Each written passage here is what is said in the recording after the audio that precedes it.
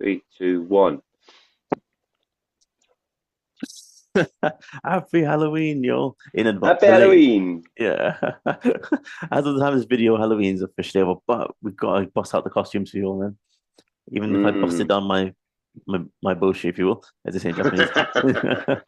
Who you got there, Yeah, game with that? It's not this. I'm Oh, Yoshi. I got a full Yoshi onesie on. I Very love it. comfortable. Oh man, you kicked my ass. Like I really wanted last year. I had 2 years ago actually. I had Mario. Or was it last year? I don't know. 2 years ago at least. And yeah, man. This year I ran out of money, so I got me something more generic. This good Uh, old the wizard from Ghouls and Ghosts maybe, who turns you into a rat Maybe. maybe. But yeah, Uh, perhaps. wait. Or Well, you could be the eggplant wizard from Kid Icarus. oh right, there you go. The generic King Merlin. Oh, sorry, Wizard Merlin, if you will. And yeah, not to mention you got a Dracula cape on. Very conflicting. So, Yeah, who knows what you sucking are. wizard. I don't know. I was doing it at my school as kids were getting a laugh out of me, my Mr. Bean concept. You know all uh, that stuff, yeah. I was just yeah, doing that. if there's big old inconsistencies, kids will have some fun with it. But That's it. Yeah. we're while it is the spooky season, or at least the spooky season just passed, Mm. we are going to continue from last week's conversation. We're going to build upon what we were talking about last week. And last week we were talking about influential games, things that influenced us while looking forward at some upcoming games. This time we're going to be looking backwards. Thank you, mate. Your Gamer Dan is one of the most um thorough gamers out there.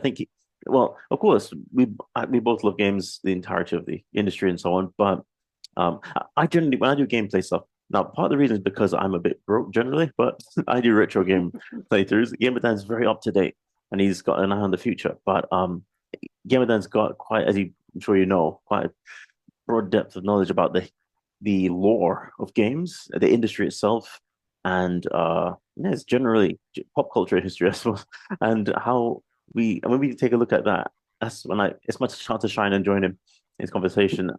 Although to be honest, when it comes to pop culture, I admit that some of my references sometimes delve into other industries, including music and Mm. so on. But hey, man, I'm just a this is my passion. So, Gamer Yeah. Dan, thank you very Well, much. everyone's got their different passions and whatnot. You know far more about music than I do. I'm much more of a mainstream casual listener. Whatever's on the top 40. I've got some bands that I like. I'm a bit more of a college rock kind of guy. Chili Peppers are my band of choice. But Huh. yeah, you know way more about that than I do. But moving forward, we're going to looking at the past, like some of the most influential games of the 90s, and we're going to talk about which games influenced us and how we feel like what kind of experiences helped make us gamers. Why did we become gamers? What are the things that really gripped you? Because lots of people go through different experiences. They try different things when they're kids. It's a great learning experience, learning process. Kids try a whole bunch of things, and then whatever they kind of click onto, they get their teeth into, that's when they start investing a little more time in. Yeah, this is it. This is an interesting topic. Sorry. Yeah, interesting point of discussion. So, I guess it's important to set parameters of where we're talking from. Now, that being said, hey, I mean, if you want to go back to the 80s, that's fine too. But Gamer Dan usually has a video for us to base our discussions off. So, what video did you have in mind today? Well, it's funny you mentioned the 80s because the 80s was the decade that really helps make the video game industry, bring it back from the dead after the video game crash of Atari and ET and all of that. You know, the 80s is when Nintendo started coming out, started producing their early consoles. Sega started getting a handle on things. But it wasn't until the 90s that gaming went from kind of a niche hobby, PC gaming, occasional import hobby, to mainstream, where it went off like gangbusters. It became, or at least it started becoming the massive industry it is today. Now it's the most popular industry. You know, it beats movies and music. But back then, it was still trying to break out of this whole kiddie, isolated loser mentality. You know? Mm. So there's a great quote by Penny Arcade talking about the history of games, and they said, you know, the 90s was when everything changed. It was when the kids who used to beat us up started playing the games that we use as entertainment. It was when playing games wasn't a thing for outsiders, it was a thing for the mainstream. All And right. with that, we're going to turn over to whoop, whoop, whoop. There we Here go. we go. Yes, we're going to thank Project Gamer, Informative Gaming for their video. We're going to look at the Thank 10 you. most influential games of the 90s, and we're going to throw in our own thoughts. That's an interesting name, Tesla Chad. Speaking of Tesla, there's a video on, by the way, just a shout out there from Guru Larry on, I think Elon Musk making a game once upon a time, but it's Mm. all tongue in cheek. Guess that he likes I, to. I hate that Tesla is now associated with Elon Musk because Tesla was an incredibly controversial yet influential developer. He was an inventor, created amazing technologies, the kind of technologies that revolutionized the world. I mean, we Mhm. would live in a very different place if it wasn't for him. But he was also crazy, absolutely certified. The man was having a romantic relationship with a pigeon. He was just a broken man. His brain functioned in a way that most people can't even imagine, but that Yeah, allowed him to see ahead.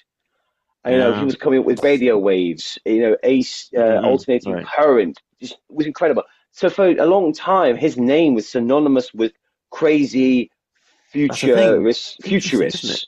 Yeah, it was Yeah, massive geek cred. If you yeah. were in the geek community or nerd community and you were adding Tesla to something, it made it Truly. cool. Tesla Dime as a company, or just Tesla coils, anything Tesla adjacent, just got a bit of credibility to it. But now Right. it's just kind of been co-opted. This is a really Ah. harsh reference, a, Mm. a harsh example, and I don't wish to, spoiler warnings. This is an ugly reference, but we live in Japan, and there are Right. many shrines here. There are a lot of Buddhist shrines, and part of Hinduism and Buddhism is a specific symbol, meaning prosperity and look for the future. It's a Ah. four-spoked whirlwind, kind of a Right. Yeah. windmill shape, but it Mm. did get co-opted by another group in the Yes. 30s and 40s in Germany. It's this sign. I can't do it with my hands anyway. Yeah, yeah, yeah. We can't do it. I don't want to say any of the names. Everyone But you knows know what what I'm we talking mean. about. Yeah. But the symbol itself existed long before it. It had a very specific meaning, but it was taken by a group, and now the stink is you can't wash it off. And Interesting, I isn't think it? that the idea of Elon Musk being the first thing you think of when you think of Tesla, Mm. man, it's going to be a while before we scrub the stink off of that name. Well, I mean, that's the thing. I mean, it's there are people who are for and against. I mean, certain people who see it, you see the how to say this, not especially in the political climate, people who think that one's association with something is a bad thing. Some people who think that someone's association with something is a good thing. So it's going to come down to how useful the technology is in our lives and so on.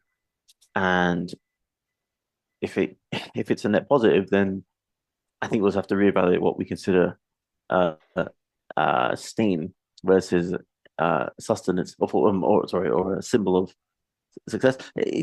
That's a I fair mean that. point. Is a fair point. And obviously, hindsight's 2020, and when you're in the eye of the storm, you're never going to see how much damage or how little there will be Mhm. at the end. It could be Mhm.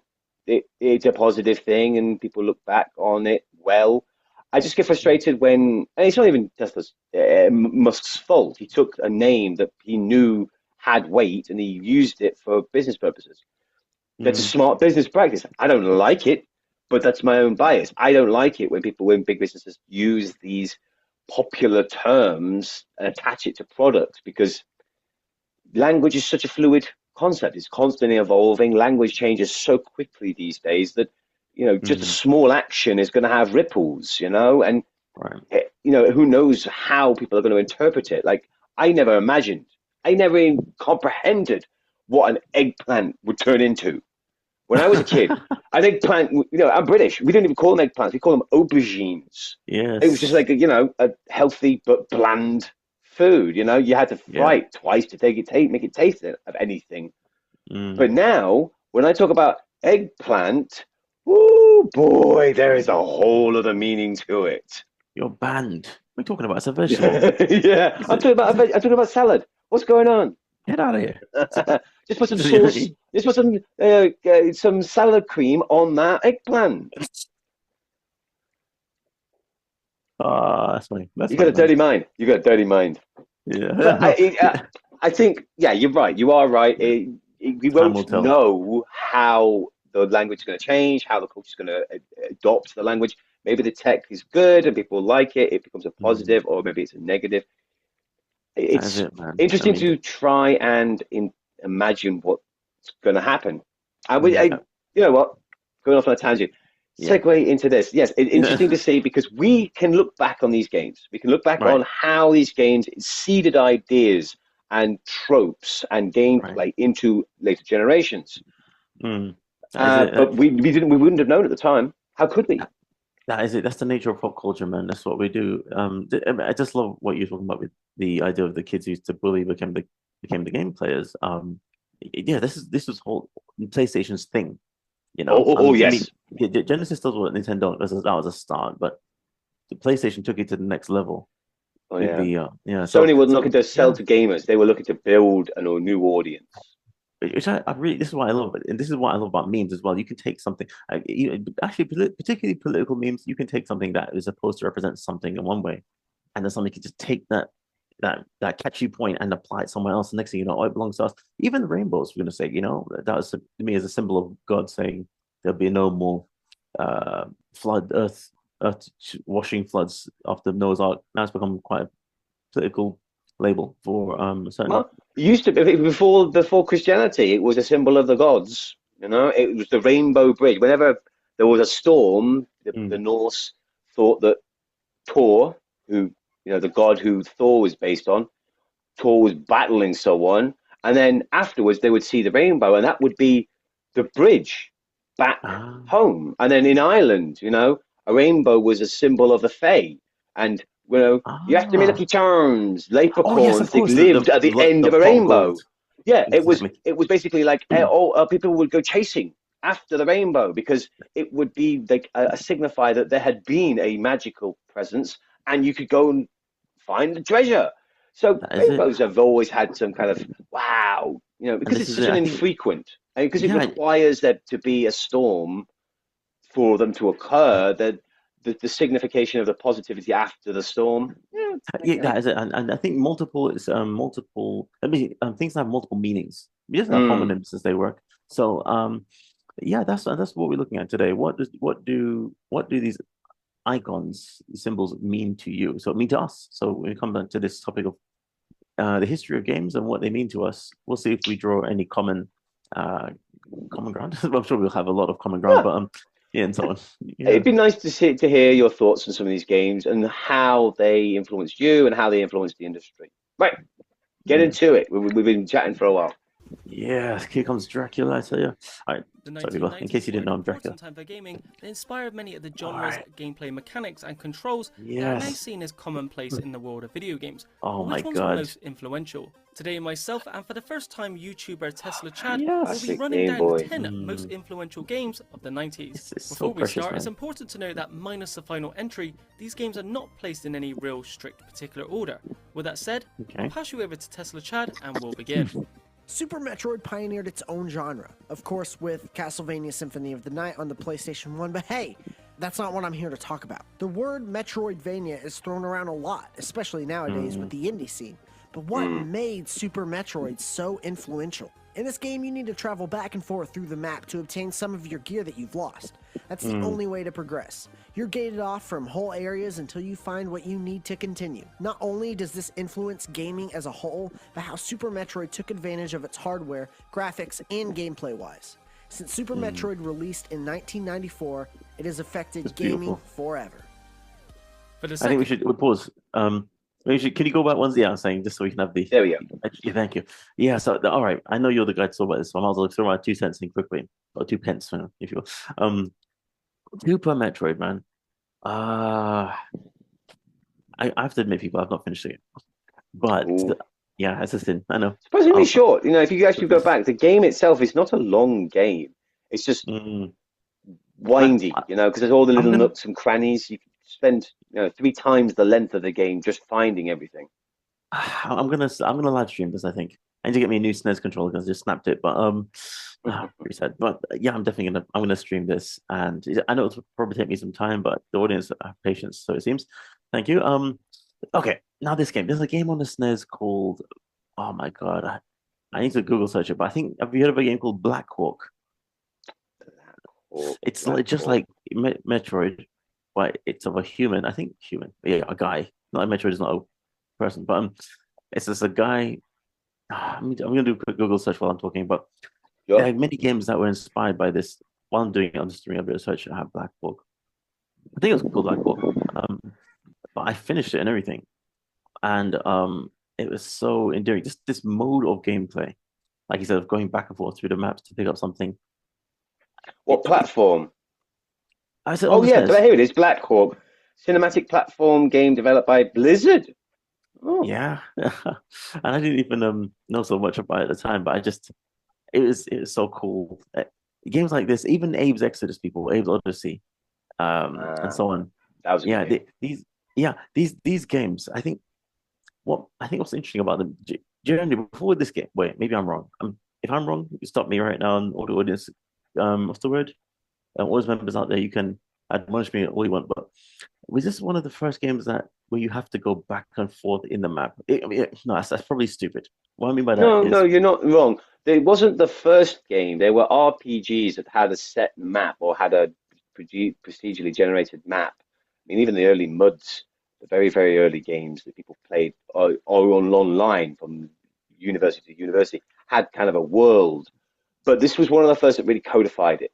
That really went, mm, you did it and did it well, and then hit the mainstream. That's why Castlevania and Super Metroid became Metroidvania. But these were the two examples of this style of an existing map that you had to traverse again and again, and then it expanded as you gained abilities. So you mm. you got a real sense of place. Like this was an existing world. You were encroaching upon this place, and you were ill prepared. You had to bumble your way through until you were stronger, and then when you were stronger, you could go back and dominate. That's it. I mean, I just love it because you got. I think that was the main difference between Mario and Zelda for us. But Zelda was designed as a top-down orthographic view game, and you can understand that's why you're supposed to go back and forth. The game is truly a map, but Mario, the aim is to get from left to the right all the way. Even Mm. though you can go back and pick up an extra mushroom and then keep going, but this game is quite different.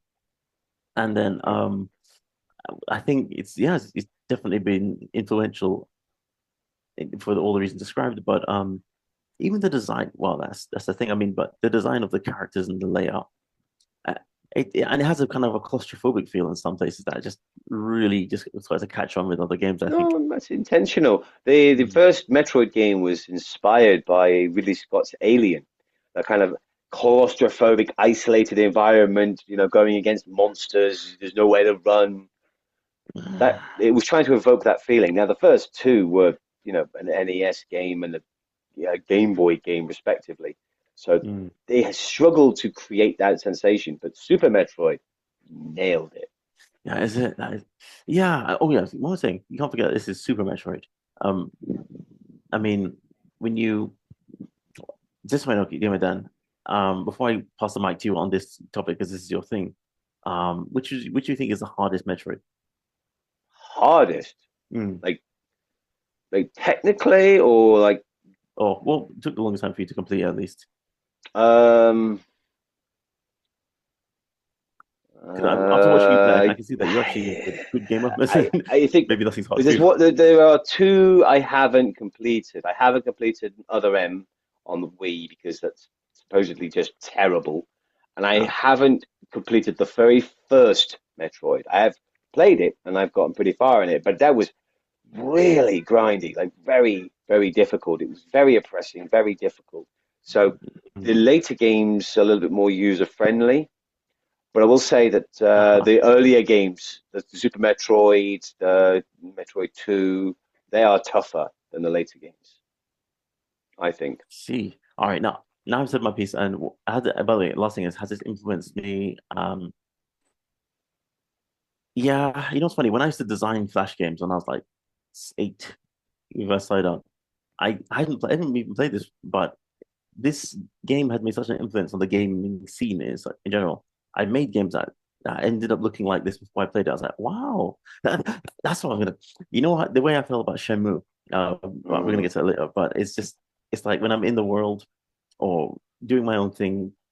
I mean, ideas. Would it be cool if somebody did something that where a game played like this and played like that? By the time I played Shenmue, I was like, whoa, somebody's done it. And then I felt the same about this game because this game has got one of those. It's got that kind of well, it just feels like well, it looks like the blueprint that I didn't realize existed that other people followed, and therefore, even though I haven't played it to the end, I'm definitely gonna play it to the end as soon as I get a chance. All right, that's me, Mister. You're the Metroidvania dude. Go for it. It's my second favorite genre. RPGs are my bread and butter, but I play Metroidvania to unwind because it's just a really engaging form of gameplay for me. But the idea that they create an expansive world and you've got to traverse it again and again, you get familiar, you become invested in this environment. This game was, the Metroids were inspirational at a time when Mario was around. Most games went left to right. That's how games worked. Yeah, you could go down to up, but it was a sense of progression. They were always about moving forward because early games evolved out of the coin operated arcade machines, which they just needed an escalating difficulty in order to take your money. That was the business model. They built these damn machines with a game to take your money, so they just had to make it progressively more difficult, which is good. It's a good gameplay hook. If it was just the same, it would get boring. Yeah. But increasing difficulty added challenge and added accomplishment. But Metroid was one of the first games that I played on the NES that really highlighted that the medium was breaking out of that mindset. That they weren't going to release games that just had stupid high difficulty. The Ninja Gaidens, the Ghouls and Ghosts and Goblins, Ghouls and Goblins. They weren't just trying to use that ethos anymore. They were trying to tell a story. They were trying to create an environment. They were trying to invoke a certain feeling. They were trying to expand what they could do through the medium. And Super Metroid, just such an exceptional example of a good Metroidvania. They got it right all the way back then. It's even to this day, people laud it, they champion it. It looks great. It plays phenomenally. It's well crafted. It's engaging, and it's frustrating in equal measure. It's a fantastic game, and it's amazing to see how effective the game is to a gamer, how much they invest in it. It's not hard to see why indies have defaulted to almost Metroidvanias being the standard, either roguelites or Metroidvanias, because you can make a game like this more simply than a big AAA budget game. AAA budget's got the graphics, whereas this doesn't need graphics. It just needs an engaging world and a mechanic hook, some kind of mechanical hook, gameplay mechanic. There's a couple of really popular Metroidvanias that have a unique mechanic. The one I'm thinking of is Yoku's Delivery Service, or Yoku's Tiki Adventure. There's a game, Metroidvania, where you play the mailman traversing an island, and it's kind of a cutesy thing, but the mechanic is pinball. You've got it's like a physics engine. You've got to build steam on loops and ramps and whatnot in order to get to access the hints and secrets. Very clever. Simple game. It's not a big game. It's not a very complex game, but it does have a solid gameplay hook and an engaging world. And sometimes that's all you need. That's it. What's funny? There's so many games. I think I'll get off this at this point. Yeah, so many games that, well, as a amateur developer, if you would, sadly. um, you, you wish you could go back in time and think. I mean, from this perspective, I mean, from where we are now with AI and all that, one would love to say, boy, I wish I could go back in time with the knowledge I have now to when this kind of game was cutting edge and say, hey, man, I can walk up to Nintendo and say, yeah, I can make this game very easily. They had teams and everything making this kind of stuff before. But Yeah. now, of course, you can make this bang. I mean, you can have the computer make it for you effectively. And but anyway, I mean, it's just the idea of that is so, by today's standards, very simple. When at the time they thought it out, it was because they were starting from scratch. They were inventing the concepts, let alone the programs to write this stuff. So it Absolutely. was, yeah. But by the time it's all done, you end up with a simple product, and it's very deceptive. A bit like one of our friends, well, maybe I'll mention later, um, who's a musician dude. He teaches also. You probably know what I'm talking about. Um, Sometimes he gets an idea for a business, or something. What's the word? Something of a pop. He tries to start a pop trend or something because he's into YouTube also, and he looks at something like Hello Kitty and says, "Wow, that's such a simple icon. We can just make an icon and stick it on our work and just put it out there, and it will just take off." I'm thinking, well, there's a lot more behind Hello Kitty. Just because it's simple to look at doesn't mean it's simple to make, and let alone tie into all these other industries. You see what these kids have Hello Kitty on their backpacks, their books and whatnot. Yeah, It's not just because it's simple and small. That's not how they got it there. There's a whole bunch of red tape for I one. think that's it's something you learn in the graphic design and most creative mediums is that the simple is deceptive because it's easier to make something complex. It's really hard to make something simple. It's people pay a lot of money when you're making an app to make the UI, to make the game, the functions effective and simple. That's hard. You end up, most companies end up like a classic um, uh, Windows, just kind of blowing things up and making it overly complicated, or using Adobe. Yeah, Adobe just became like an explosion of icons. Making something simple is it's difficult, and it yeah. takes time. Yeah, you have to build upon what's here. It's interesting you mentioned it. They were coming up with it. If you went back in time and tried to sell a company their own design, but with the foreknowledge of how successful it is, it might not work. It That's had to be the ironic, isn't it? product at the right time. That is life. Like this is again, just to wrap it up. Is the thing about AI that I say is quite deceptive. It's just because you have all the answers doesn't mean you have the right answer for every situation. It has to be things have to be organic often. In fact, probably all the time I'd say. Which is why again, back to Elon, like I said last week. Anybody out there saying AI can take over everything, Elon, give up your wealth and your title right now and pledge that computers will do your work for you. Because how can we lay claim to wealth at all if you're saying that the machine can do everything? Some things can't come from the top down in terms of being inorganic to just being in our lives. We have to actually make it. And with that, the simple symbol represents the successful acceptance or birthing, if you would, of the idea in what was a complex thought process, development process. And yeah, you just can't cheat that thing. It's ironic, but I People mean, yeah, people overlook just how collaborative, creative, and technological advancements are. It's never one person. The idea of the lone creator, the brilliant inventor, it's a nice trope. It's a nice idea. It's a fiction. It's a yeah, lie. Nobody does it alone. Everyone's building off of the shoulders of giants. Ian Malcolm from Jurassic Park. You saw what yeah, was done, and without thought, you pushed on ahead. Yeah, yeah. You can make something incredibly impressive, but no man is an island, and especially creative works like games or films or even music. Often there's such a drawing from different bodies of inspiration.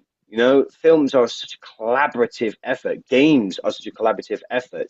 So many different people have an input on how it works.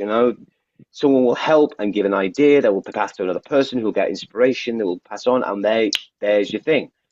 but there were steps along the way. An AI can't do that unless you had like a daisy chain of AI. One takes one, passes the next one, and it iterates and it iterates and it iterates. But again, Right. there's no So human at any point in that situation to proofread very it, fa- which means it's going to be exactly. garbage by the end. Right, moving Is along. it, mate? Okay, Yeah. Super Metroid. Moving on Thanks, to the yeah. Talk next. about the word. The second Alright, the entry, next we have one. easily the most well-known title in Okay. the Final Fantasy series, Final Wow. Fantasy VII. This trying entry to wasn't just kick the first myself. game in the long-running Another game series I to didn't move into finish, everybody. 3D, Oh, I'm but also sorry. the first to release on a PlayStation platform Look how instead of a blocky it Nintendo looks, one, even back after then. choosing the Just CD-ROM as a Yeah, better but it's platform. how so. far So we've with this come. decision to What release the how game on the precious it is PS1, that that was largely looking responsible at for even the Sony's Game Boy market cartridge dominance during earlier that on, time, not to mention took the the niche image alone, JRPG genre and nostalgia pushed it berries. to the masses. Final Mm. Fantasy VII is a game that is easily remembered by any gamer of the 90s, and for good reason, providing engrossing gameplay, characters and story that captivated an entire generation. Now we just have to hope the remake holds up even half as well, whenever it finally releases, that is. There Oh, was never a fighting video game Oh, before Street Street Fighter. Fighter. Just the Final first Fantasy VII. one. Yeah, Final Fantasy VII. Yeah. You talk, then I'll talk. But honestly, what could be said? What can we say? Honestly, Yeah, that's the thing. what can we say that we haven't said 1,000 times before? That everyone hasn't said 1,000 times before. This is Oh, what? a game that helped build a Yeah. company, build a genre. You know, Genre is it?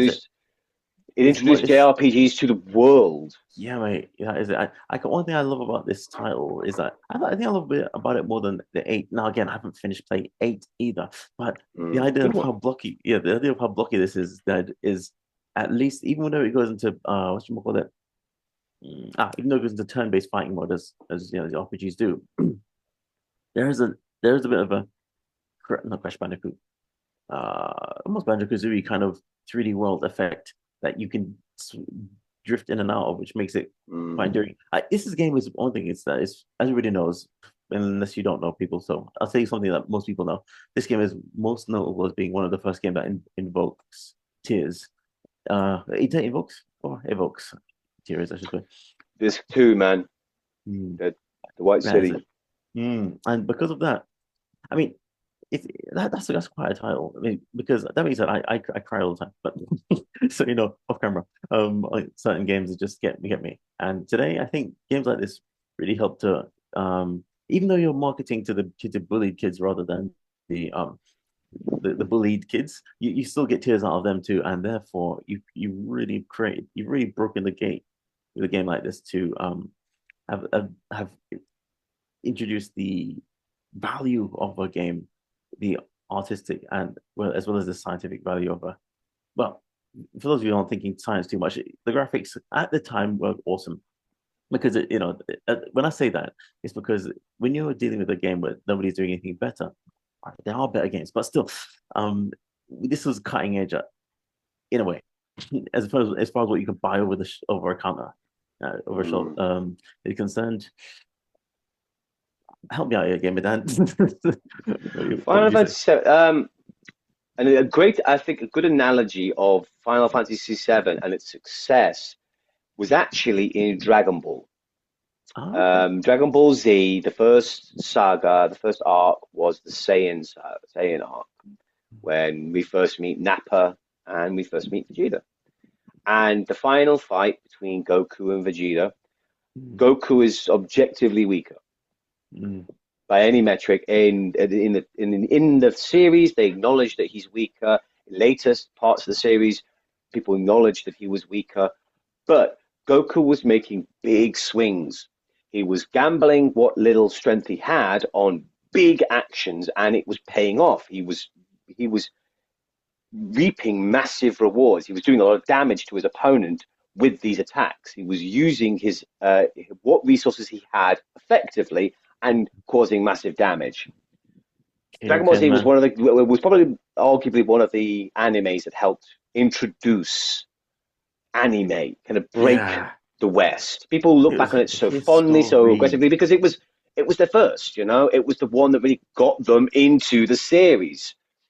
And Final Fantasy VII was the same. You know, Square had the Squaresoft, the name Squaresoft company, had been making Final Fantasy games with Nintendo for years. It was a long-running, successful series in Japan, but they were trying to get out. They were trying to expand outwards. And PlayStation. Squaresoft, as later Square Enix, was a company known for making big swings. They want to really go for it. And sometimes those swings miss and they lose a lot of money. But in this instance, they broke away from their long running partner, Nintendo, and they wanted to make VFX, they wanted to add polygons, they wanted to make a more graphically impressive game that they couldn't do with a cartridge. Needed a CD. Nintendo weren't doing the CD, Sony was. So they turned to Sony, they released this game, and they released it on to the world, and holy hell, they gambled a lot, but it hit big. That The is so cultural, wow. the cultural impact of this game is you cannot verbalize it. People. It is so big. It not only codified much of JRPG genre, it introduced People, ideas and concepts to a whole new audience. It helped rocket PlayStations into absolute a must in gaming. You know, everyone who had a PlayStation had Final Fantasy VII. Everyone who wanted Final Fantasy VII went out and bought themselves a PlayStation. It was so successful. It helped solidify Square's market share. They were just like the company. You know, they'd made a lot of great games on the earlier consoles, and you know, arguably their best game, Chrono Trigger, is still on SNES. But this game, man, this game is good story, great characters, and it was the fight system was so adaptable, so flexible that everyone could kind of do what they want with it. amazing, eh? Just Gamer Dan. what a game, you know? People, this is why Gamer Dan's on the channel, people. You hear how great a storyteller he is. I just like the way that you didn't just bring the parallel between like Goku versus Vegeta, but you talk about the industry story as well. Yeah. Dude, this game feels to me like the Rumble in the Jungle. You know, when Ali's outboxing, and then just bam, poof, down his opponent goes. You know, Square was dodging a lot of flack. They were spending a lot of money. They were putting themselves in a difficult situation coming up to this game. But once they released it, boom, gangbusters. You know, industry magic. I'm gonna watch this video episode again, people. That Gamer Dan and I are talking on. I'm gonna watch this video we're doing right now again. It's just to get that story. That was it. Moving along. Right, next one. This is your field now. My wheelhouse, people. That's not true. But you believe me, right? It's truly hard to think of a fighting game before Street Fighter 2. Wait, what did I say? Can you go back and genre was sure. fighting video game before Street Fighter 2. That's not true. But you believe me, right? It's truly hard to think of a fighting game before Street Fighter 2. People, here we go. The fighting game genre was popular, but not nearly as much as it was until this game released. It's so good that it was re-released several times. Even though it's been ported a lot, doesn't make any re-release bad. Street Fighter 2 was influential in its pick-up-and-play controls. It, of course, had depth, but it was so hard to break into if you weren't already a fan of fighting games in general. By no means was it a mechanically casual game, but it did open up the genre to new people. It has characters that are still iconic to this day. Ryu, Ken, Chun-Li, and more are still some of the most recognized game characters of all time. Its large and colorful cast of fighters helped, of course. No matter the type of fighting game released nowadays, it is undeniable that Street Fighter 2 influenced. Why do I love that guy choking that chicken in the back? Why do every time a dude's just choking the chicken? That is and funny. if you know, you know. That is funny. It's like, yeah, well, you can see why. Look at Chun-Li's camel toe and everything. Yeah, man. Bam! That is some aggressive camel toe. But he starts this little section by saying, "Street Fighter. There were no Street Fighting games before Street Fighter 2." Sounds great. But you almost believed me because there may have been games before this, but this was the game, the fighting game. That is it, dude. All right, this is my wheelhouse. Okay, now thank you very much for that freeze frame. I think it's to be the freeze frame for the video. But still, the thumbnail I was gonna say. But okay, Street Fighter 2. I got this magazine. I really wish I had it. I've got like a guidebook of Street Fighter moves that my bro gave to me. Which you know, it's just man, Street Fighter. Okay, Street Fighter 2. It's ironic, isn't it? What you said. It's such a people think of it as the original fighting game. Those who are lay people, that is. Of course, there's the Kung Fu and stuff that came before it and so on. You don't mention Street Fighter 1. which Well, Capcom Street doesn't really Fighter, give you know. yeah, which Capcom doesn't give a damn about, so to speak. But that being said, yeah, this game, it's funny what you're saying me down memory lane with what you're saying about Final Fantasy, Goku versus Vegeta, and so on. Yeah, this game is become an icon even for fighting movies. One of my favorite martial actors out there is Jackie Chan, and for some of you know, one of my favorite Jackie Chan comedies, which I think is his funniest comedy, is a movie called City Hunter. Do you know that one? Give me that. Hell yeah, like City Hunter. I love that. Yeah, with the It's Street Fighter sequence. yeah, not exactly. You know what I'm talking about. Chun-Li, Jackie Chan in that Street Fighter sequence, it cracked me up. As a kid, I watched that to bits, and I think I haven't watched it in a while because I guess I don't know, since being hitched, not being married. We've been watching a lot of rom-coms, and I'm trying to eventually bring around to action movies because, oh boy, I'm a bit deprived. Yeah, But good luck. yeah, yeah. Oh God help! There's got to be a It's way. funny you But mentioned City Hunter because actually a little tidbit for that. mm, The guy he's fighting, like the head of the Gary Daniels. villains, Gary Daniels, Yeah. is a British fighter who I have a personal kind of celebrity crush on. I love Gary Oh, Daniels. I love him in loads of all those other movies. In fact, Gary Daniels was one of made the first live action Fist of the North Star movie. He was such a really? fan of Fist of the North Star that he helped self-finance a live action version. And it's No. terrible. It is Oh, awful. It is so bad. You must watch I this. must It's watch just it. like Yes, you yes. For just the same have reason to you watch the watch it. Street Fighter movie. It's Oh just yeah, like just like deserve it's not like morbid curiosity. This is like you. has to be done. Get your friends together, get a bunch of pizzas, just, have a drink or smoke a bone, and Yeah. watch that movie, and it is just blow your I'm, brains bad. I'm watching. I'm watching. I'm gonna call my bro in the UK to. Yeah, But if I let him kudos know, to him for trying it. Kudos, yeah, Gary Daniels. I have yeah. absolute respect for you for Not putting in the sure. work and your own money to make it happen. Gary Daniels was Brian Fury in the Tekken movie. Yeah, it was. Yeah, you know what I'm saying? I was like, Gary Daniels, what is going on? And you know, you need this guy. He put in that work, man, to get those I mean, kicks. Michael J. White's obviously my favorite Oh, fighter, oh yeah, but yeah, that's man. But still, a no-brainer. It's yeah, like, but who's Gary your favorite Daniels. boxer? Ali. All right, exactly. But you got, you know what I'm saying, you gotta give kudos to Gary, man. And well, Yeah, thanks man. for what you mentioned. And that means that Street Fighter 2, the Street Fighter 2 movie, the rendition of Street and what you call it, I think Magic. Bloody hell, my man's. City Hunter. Yeah, oh my God, I didn't brought it up in the first place. Sorry, I'm too excited. And yeah, and it's like all these. It's a bit like there's always a Bruce Lee character in one of these fighting games. You got Fei Long, you got Liu Kang. But the same way you'll have Street Fighter. So Street Fighter nods will be in every fighting game since. But Street Fighter is a funny franchise, you know. But I don't like the new Street Fighters too much in that I like the old Street Fighter when you punch someone in the belly, they throw up and there's blood coming out their head. And today it's all these flashing lights and it's all this Power Rangerish kind of stuff. And I'm like, I put up with it because I like Street Fighter. But if I had a say in the matter, I'd say knock this nonsense off. I like Mortal Kombat today more because at least they're true to form. If it's violent, keep the violence up. But the other Street Fighter feels like I guess they're trying to win over some new audiences. One moment they're censoring Kami's landing pose. Next thing they're beefing up everyone's behind in the upcoming games. Like make your mind up. So that means that it comes down to Street Fighter 2. This is where I get my fix of true beat 'em beat 'em up. It's no, it's not one-on-one fight. Well, it's a fighting game. It evolved out of the beat 'em up genre because beat 'em ups, you have a fighter moving across the screen, but you are Kind of crazy fun. powerful compared to the Yeah, others. So all they did was just level out the opponent and yourself, and then make it a single screen.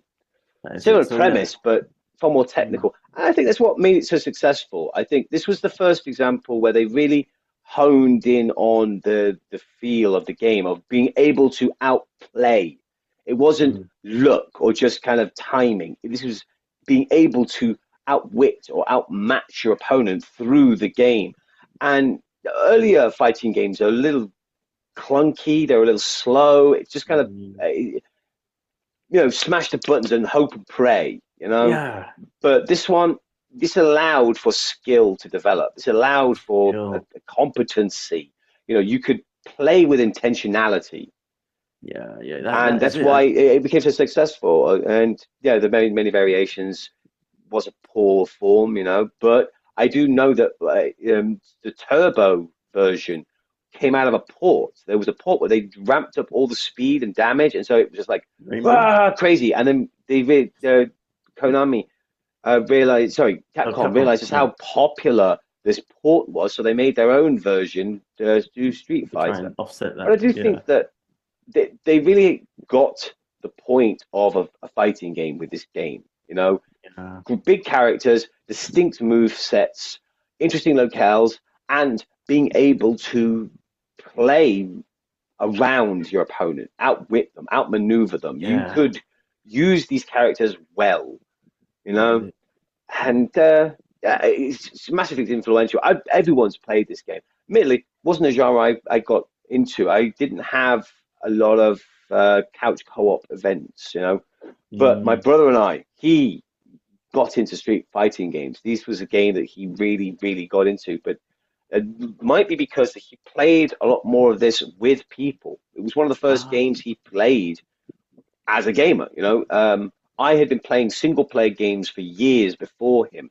So for me, a game was an experience, was a story, was a challenge. And whereas for him, his earlier experiences were the collaborative aspect of gaming. And it's thanks to games like this that allowed that into the home. They were able to bring that arcade experience to player. And I think that because my first console was a Game Boy and my first games were platformers and RPGs, were story-driven games, I lean that way. That's the kind of game I play. Whereas he played with people. So the games he tends to play are MMOs, fighting games, collaborative or community games. Right. So it's that personal experience growing up. It was the first games that really, I played and I played well. I did this. That is it. Games are a wonderful way of expressing. One of the real hooks of a game is the sense of accomplishment. People play them and then they achieve something within the game, and you get that dopamine hit. You get that, I did that, and then obviously, achievables pop up, unlockables, achievements, just feed into it. Like, you did the thing, well done, you accomplished this. But games like this were one of the first that really highlighted being able to get that experience, get that dopamine hit through someone else, through another person. Yeah, man. This is it. You summed it up perfectly. It's the social value of Street Fighter is a big part of the experience. We could just sit around and say, I can play by myself and just build my skill. And that's all great. But the fact that this is it. You can play against a computer with AI, especially these days. And just and with a skill. But the whole point of Street Fighter is to fight another fighter, and a fighter has to be a human. Well, you need that human. We all know what it's like to be frustrated by a game that seems to have an edge. Yeah, final bosses who are cheap. Not to mention, and then we have ourselves who if we can outwit the game bosses, surely the human gamer must be superior. Way that they can figure out what algorithm is being worked at. Now, again, with sloppy algorithms, yes, it's easy to kind of figure it out eventually. But when you got a player who can change their strategy in ways that is pretty the game couldn't predict. Yeah. Well, that's what I mean. Playing with intentionality. Just really make for either a bond. Your video's nothing like it. Frozen on me. Oh, there we are. You're back again. Yep, I can hear you, but I can't see you. Oh, nuts. Give it a second. We're going to cool down. Right. Moving forward. Street Fighter 2. Sorry. And then, the next game is back. Doom. Can you see that, Matt? No. Hello? Worries. The video. I mean, it's a cute picture of you. The video. Hey, Gamer I would. wonder if it's recording the slowdown. Interesting.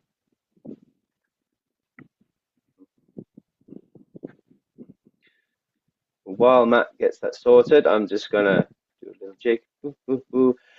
Those of you who are interested, yes, my costume is cute. It's stupidly hot. It is like crazy hot in here. But also, it's a reference to video 12 of my Zelda playthrough. Keep up with that. Once you get to that video, yeah, you'll get it. It looked like a character, but I don't remember which.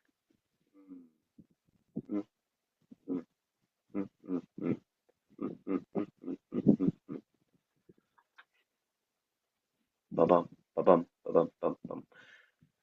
Oh, man. Doom is not dissimilar to Final Fantasy VII because what do you say? I mean, there were games that existed before Doom, Wolfenstein by the same company, but Doom just works on such a level, and it's codified as like the Demon Hunter. Gamer Dan. Hi, Gamer Dan. Can you hear me, mate? I can hear you now. Yes, 1, 2, 3. hello.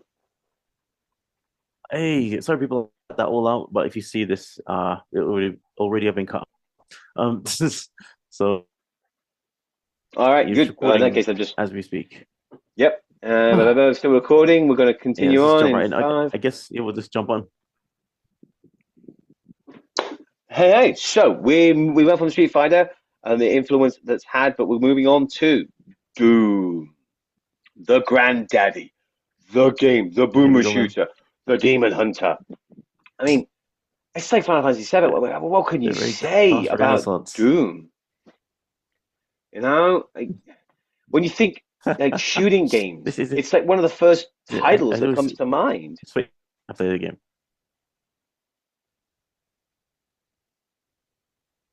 Frozen up on me again, buddy. Yeah, yep, you're back. Uh-oh. Oh, Do it like an Egyptian. issues again. Cool. I'm just gonna.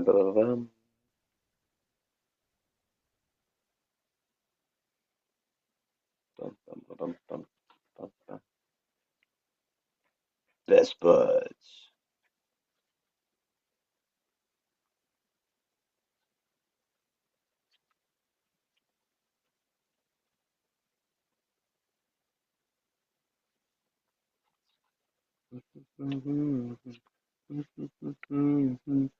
Down on my.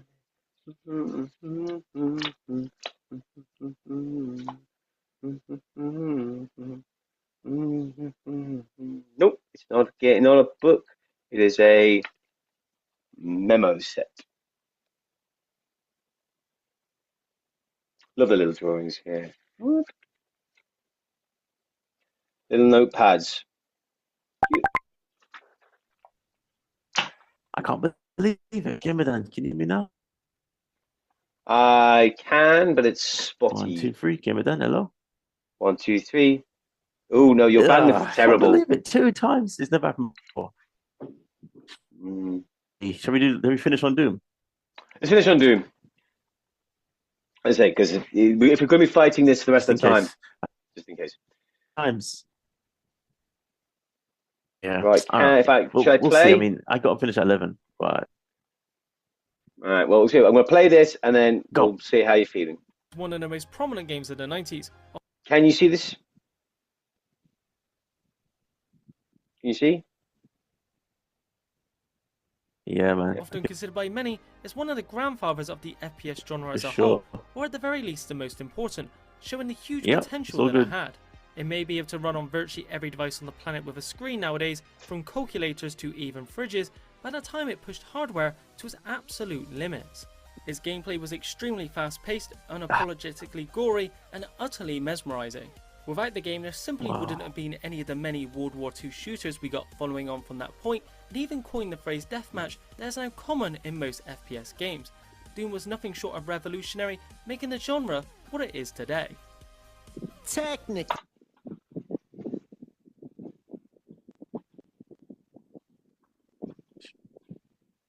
Right. Yeah, I say Doom. Gamer Dan, can you hear me? I can hear you. Yep. I can hear you, buddy. Doom. What do you say? What can you say? It's it coined the term it's all good. deathmatch. Yeah. Crazy. It's just it's so seminal in first-person shooters. So many games owe Who should their. go first? Me.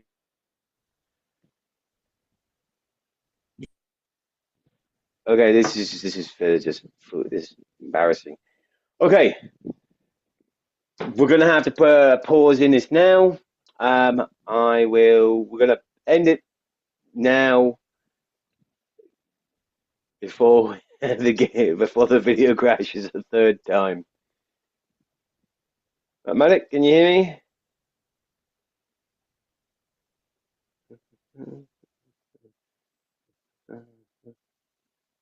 Apparently not. Oh man. You know what? I kind of want to go back and play Doom again. Every time I see it, I go, I want to play it. And yeah, when they were talking about it, played on everything from calculators to fridges, that's not untrue. Someone got Doom to work on a calculator, which, damn, one, it speaks to how powerful calculators are now, but it also speaks to just how well the game was Oh my coded. god. All right, Gamer Dan. Yo, What should we? we're gonna have to stop here. This is the third time, so we're just gonna put a pin in this one. If you want to see us watch the rest of this video and talk more about our experiences in the games that we think influenced us, please. I will say Doom, amazing game, but I was a Duke Nukem 3D guy. Take with that what you will. Right, I will speak for MatMadik. Thank you for watching. I'm sorry about the technical side. Thank you for coming and watching us. Remember to, do the stuff. Was it like, share, and subscribe? Subscribe, yes, subscribe to us. We're just two guys and a small consortium of gamers who just want to get together and talk about games. We'd love to hear your thoughts on upcoming videos. Do you want us to talk more about what's coming up, what's happening right now, or retrospectively? I'm happy to wax intellectual about stuff that's gone on, get really overly frustrated with what's happening right now, or our own speculation of the future. He's panicking about AI, and I'm frustrated with workers' rights. So, should be interesting. With that, I'll speak for myself and MatMadik. That is it, mate. Gamer Dan, can you hear me? Yeah, I can hear you, buddy. You're back? Maybe? The camera's off, right? The camera is off. I can hear you. I think. I'm just doing an outro. Do you want to say thank you? Yeah, I think we should. Yeah, we're gonna have to stop here. My 2 cents on it. Yeah, that sucks, man. But I'm so sorry. It is what it is. Thank you so much. Technology being what it is. Right. Yeah. Thank you for watching. Yeah, then. So thanks, man. I'll catch you on the DMs after. Yeah. All right. For everyone watching, I can't believe it. Thanks. This has been very fun for that moment. Yes, it's fun. Life is what it is.